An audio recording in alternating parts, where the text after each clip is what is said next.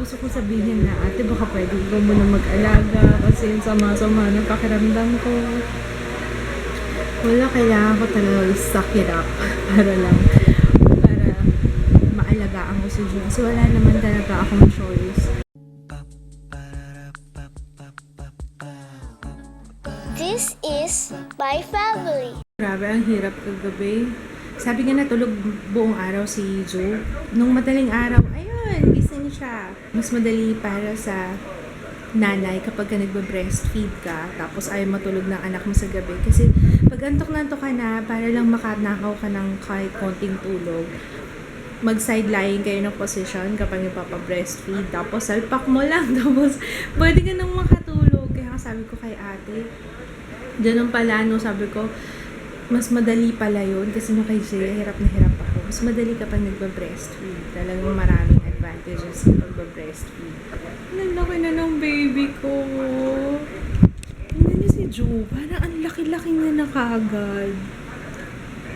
Ang bilis lumaki. Kaya nga kapag kakagaya, pag nagba-burnout ako talaga, iniisip ko na lang, bale, sandali lang, magiging baby si Joe. Mamimiss ko yan. Pag malaki na siya, mamimiss ko na may baby. Kaya, i-enjoy ko na lang nang i-enjoy. Diba, bebe, no?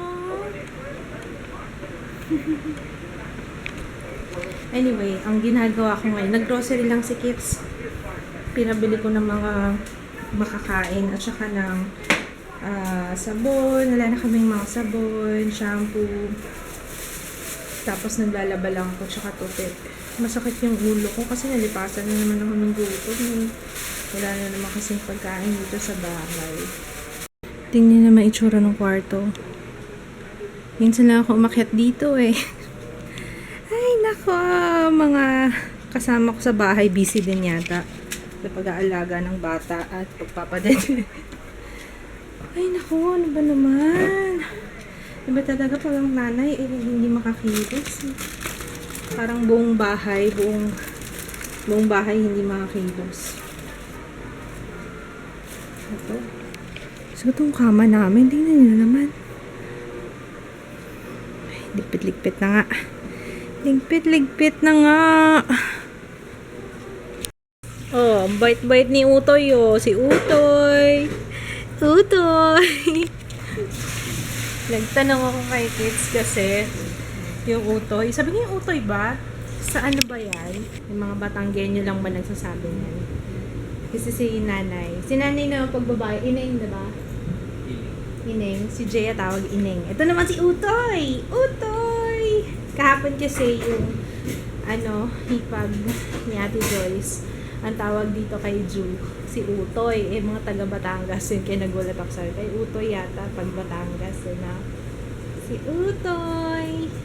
Hindi dito Utoy. White niya ni Utoy ko bago niligo eh. Grabe sakit ng ulo ko. Naghahanap ako nagsa-search ako sa internet kung okay yung sari doon sa nagpapa-breastfeed.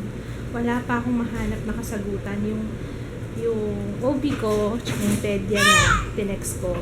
Yung OB hindi pa nagre-reply, pero yung pedya, paracetamol daw inumin ko. Hindi na effective sa akin paracetamol eh. May phenamic na iniinom ko, diba? Yung hindi ko alam kung ano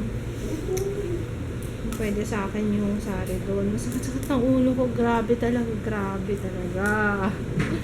Utoy. Luto sakit sa adobo, pero dinagdagan ko lang ng tubig para medyo masabaw siya.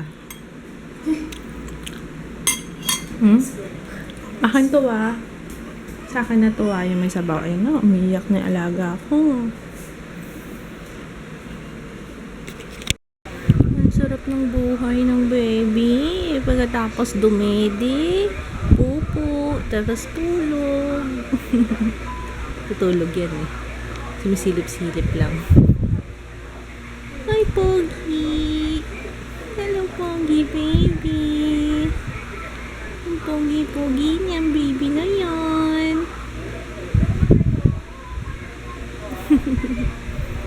I love you, baby! Namimiss ko yung nanay ko. Alam niyo ba? Nung pinanganak ko si Jaya, ang mommy nandito sa Pilipinas. Kaya kahit paano may katulong ako, tinutulungan niya ako sa pag-aalaga kay Jaya. Ngayon, eto ang aminin ko na, nag-burn out na ako. Minsan naiiyak ako. Sabi ko parang hindi ako iiyak, promise. Kasi medyo naka-recover na ako kasi naka-idlip ako eh. Yung ano niya, kasi masakit. Lalo na pag may masakit sa akin. Tapos wala akong choice.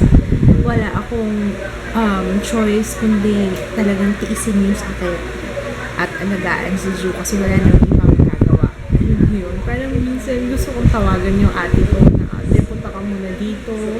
Kaso hindi pwede kasi syempre may anak din siya, may baby din siya.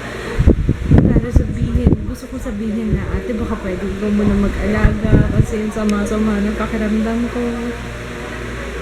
Wala, kailangan ko talaga suck it up para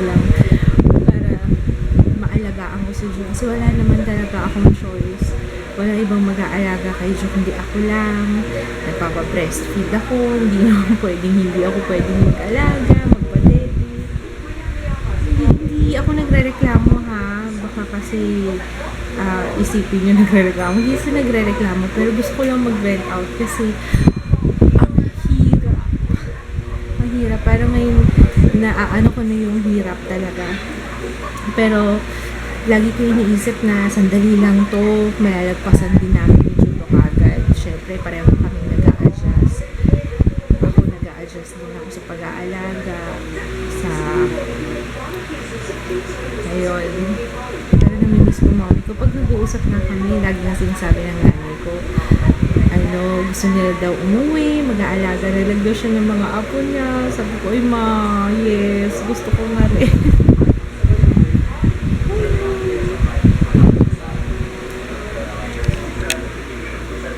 Pero pag tulog siya, ang sarap-sarap titigan. Kasi alam kong solve siya na ibigay ko lahat ng kailangan niya. Ng baby ko. Ayun. Ang hirap lang talaga. Kaya nga, ilang araw na hindi pa ako nakakapag-upload ng vlog. Ngayon mag-edit ako. Kasi nakapagpahinga naman ako. Yung anak ko, alam niyo ba si Jaya? Diyan natutulog si Jaya. Alam niyo ba, kanina nung natutulog ako, nagising ako kasi sabi ko, ano ginagawa na ito ni Jaya? Kasi may pinapagpagpagpag siya. Yung pala, nagpa-plan siya. Sabi, ang bilid daw kasi ni Papa niya. Mag-plan siya na daw siya ng uniform. Kasi daw, baka hindi ko na maasikaso kinabukasan. Kasi syempre na, lalo na pag gising si Ju, tapos papasok siya sa school, hindi ko mailalapag si Ju, diba? Lalo na pag bumidede. Kaya siya nagpa-plan siya kanina. Sabi ko nga, ang swerte ko pa rin. Kahit pa paano malaki na yung anak ko. Naasahan ko na siya responsible siya. Ano pa? Kaya rin siguro ko nababurn out kasi parang bagong pasok pa lang si kids, parang ang tagal namin magkasama dito, tapos nung umalis siya, lahat ng nasa akin na ulit lahat ng responsibility. Tapos nag-a-adjust din ako sa bagong schedule ni kids. Kaya talagang hirap. Pero kaya yan. Ngayon lang yan. Kasi syempre, pare-pareho kami nag-a-adjust. Yun. Mahirap lang talaga kapag may masakit sa akin. Yun lang talaga. Yun lang inisip. Pero it will get better. For sure. Ayun. Anyway, na-post ko na pala yung winner nung giveaway ko sa Maybelline. Kaya congratulations kay ano ba ni? My Princess 7778. Tapos si Kiwi Forever and si yung isa pa asa nga ba yung phone ko? Hindi ko makita yung phone ko eh. Basta yun, na-post ko na yung winners. Congratulations.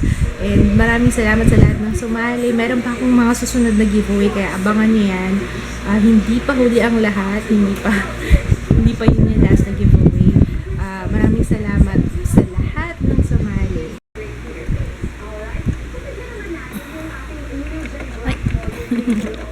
Ayusin natin yung leg. Relax ka muna dyan, babe, ha?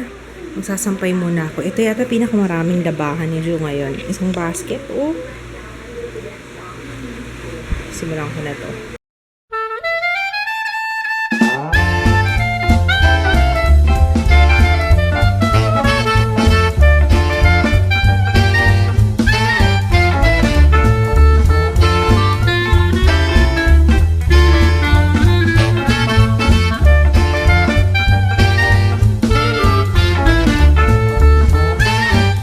Diba sabi ko masakit yung ulo ko. Nagpabili ako kay Kits nitong Saridon. Kaso hindi ko kasi ang sabi ng pedya ni Joe, paracetamol lang daw kasi tinanong ko kung pwede yung Saridon. Pati sa ubi ko, yung ubi ko hindi nag-reply, pero yung pedya nag-reply. Okay lang daw yung paracetamol. Yun nga lang, hindi ako sure dito sa propifenazone. Kaya hindi na lang. Nag-search ako, nag-google ako. Ang nakita ko lang, hindi siya pwede sa pregnant. So, might as well, wag ko na lang siyang inumin kasi nagpapa-breastfeed ako. So, kung hindi siya pwede sa buntis, malamang di rin siya pwede sa nagpapa-breastfeed. Kaya, taste na lang. taste na lang. Kasi sumasakit yung ulo ko, tapos mawawala. Tapos mamaya sasakit na naman. May mga nagre-request na ilagay ko na si Joe sa beginning ng vlogs. Hayaan nyo sa September 30. Ano na ba ngayon? Today is September 15. So, 15 days from now, ma-update ko na yung intro. Tapos, gagawa rin ako ng montage nung year 2. Grabe, 2 years na! 2 years na yung vlogs. Kaya, ayun, hayaan nyo tuloy-tuloy pa rin yung vlogs. Pasensya na. Gusto kong mag-sorry kasi laging maiksi yung vlog. Nitong mga nakaraan. Kasi, syempre, nag-a-adjust pa ako. Wala akong karelyebo sa pag-aalaga kay Joe. Talagang lahat ako.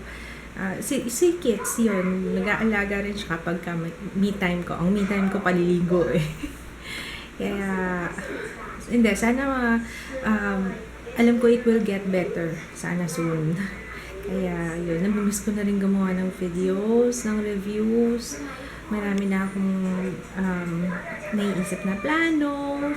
Pero sa ngayon, plano pa lang siya. Hindi ko pa siya wala pang, tawag dito, hindi ko pa maggawa talaga. So, yun. Anyway, good night. May pasok na naman si Jaya. Hindi ko nga alam kung matutulog pa ako. Kasi pag natulog ako, alanganin. Pag bumangon ako, masakit sa ulo na naman. Kaya, awan ko. I don't know what to do. Lala na si Batman. Good night. See you tomorrow. Nakapag-upload pala ako ng 3 vlogs today. Kaya, night. Bye. Bukas ulit. Bye. Dahil brown out at nag-anxiety attack si Jaya pag madilim. Ayan, maglalaro kami ng Scrabble. Nakikita kaya? Saan na nakikita? Ayan, maglalaro kami Scrabble.